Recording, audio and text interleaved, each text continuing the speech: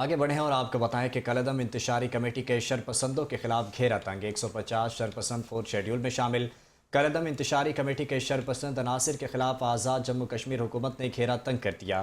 کالعدم joint action committee کے سرگرم شرپسندوں اور سہولت کاروں کو فورتھ شیڈول میں شامل کر دیا گیا۔ محکمہ داخلہ حکومت آزاد جموں کشمیر کے جاری نوٹیفیکیشن کے مطابق کالعدم جوائنٹ ایکشن کمیٹی کے مجموعی طور پر 150 سرگرم شرپسند عناصر کو فورتھ شیڈول میں شامل کر دیا گیا۔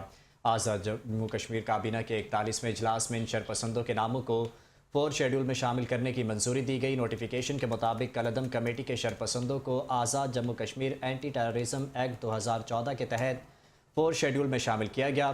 کالعدم کمیٹی کے اہم ترین سرغنہ شوکت نواز، راجہ امجد، انجم زمان، راجہ شعیب کو بھی فورتھ شیڈول میں شامل کیا گیا۔ آزاد جموں کشمیر کے ضلع پونچھ سے کالعدم ایکشن کمیٹی کے 36 شرپسندوں کو فورتھ شیڈول میں شامل کیا گیا ہے۔